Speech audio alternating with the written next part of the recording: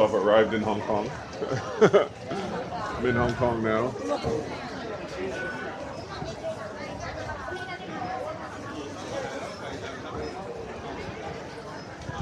This is where I come in off the. I come in here off the MTR from the airport, and yeah, the MTR from the airport, and this is the central city center subway station, the connection. So I'm headed into the city to my hostel. I'm staying in a hostel this trip. I wanted to stay in a hostel. Well, I have a regular hostel that I stay in. Yeah, Chongqing Manshan. You know, get a little bit of the roughneck part of the city. It's pretty crazy. This hotel is in one of the most affluent parts of Hong Kong, and it's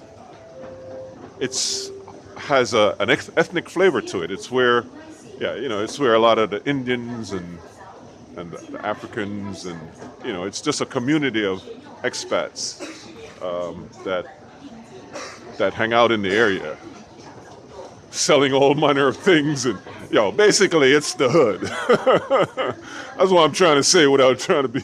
It's the hood, but the rooms are clean, and real estate is expensive in Hong Kong, man. I mean, hotel rooms are outrageous.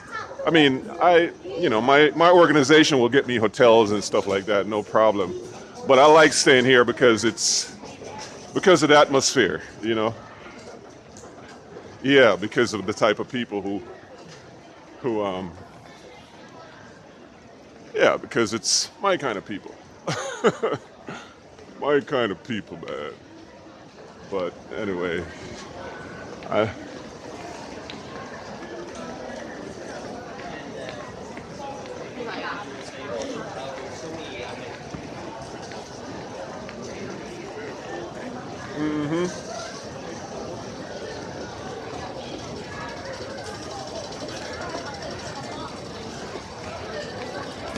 I'm just filming, man. Yeah, but I'm still mad about that whole FUD.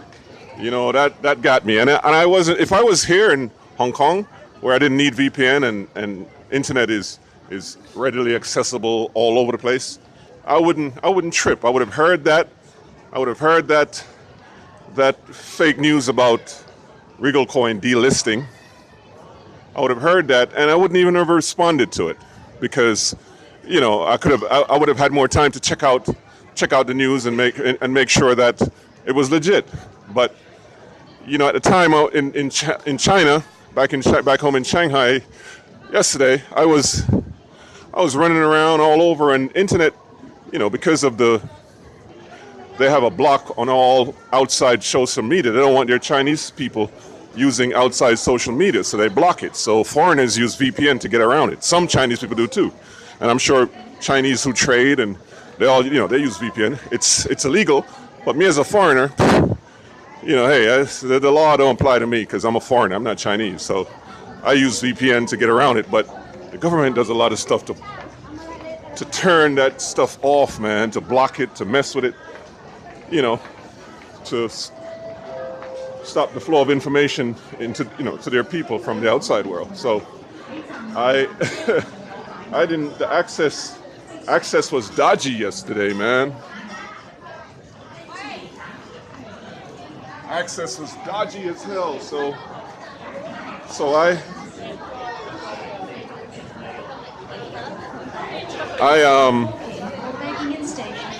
jumped when I heard that because I didn't want that to be true, and then I wouldn't be able to sell, to sell my holdings on a big dip. So I got on the web. It was dodgy. It was giving me all kind of problems, and I was frustrated. And I finally got on, and yeah, $56. I got rid of my Regal coin that was on the exchange. There's still a Regal coin sitting in my wallet in the on the server, on the platform, you know, and that's going to be another race because I don't think I'm going to dump those. I've done well with the ones that I bought in at, you know, I've done well with those. This one, I'm just going to lend. They're at about, I don't know, they're at about 15, maybe 20,000 by now. Maybe 20,000 by now. But, you know, that's going to, obviously, that price is going to crash because once they open the platform, people start dumping on the exchange, you know, and people start selling off. It's going to, and this is why the price is pumping like that. I mean, it'll probably get to 100 before the pump is over because they need to leverage, you know, cushion the blow from the sell-off because there's going to be a lot of frustrated ICO investor who wants their money out. They're going to sell because they're frustrated. They'll come back in later, you know, but right now people are going to be selling that Regal coin, you know, like it's nobody's business. So this is why, I guess this is extra supply or what, I don't know, whatever they're using to get that, to jack that price up right now, but it's jacking, you know, jacking that thing. That thing is getting jacked right now. But yeah, that FUD got me to sell out, man. I would have still had my bag on the exchange. I would have still been holding it because I knew I was coming here to Hong Kong and I wouldn't have any problem getting on the internet. So I could sell that thing at any time. But looking at that video yesterday, man, and not having access, anyway, life goes on, right? This is why I came out okay, and there's much more to go, but it was a beautiful riding that thing from $7 or so, because that's what I bought. The pre-ICO tokens were already, you know, on the Regal coin platform, and where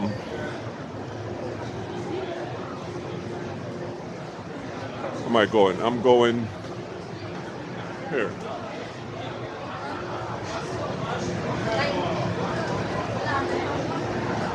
Yeah, that's where I'm going. I think I need to probably go over the other side.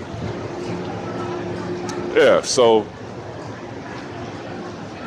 I sold those on the exchange, and I still have on the server, so on the Regal coin platform. So I still feel good about that, but you know, it's gonna be dumping if the $100 per coin, the platform opens up tomorrow. You know, the platform opens up tomorrow. It's gonna be another crazy sell-off. But you know, people will be making loans too. I'll loan that entire amount, whatever is there. You know, whatever is there, because it's pumped up from like $2,000. It's now 15, 18,000. It's crazy to see that number grow like that. But anyway, subscribe, like. Comment, subscribe. I'm growing this channel. More content coming your way.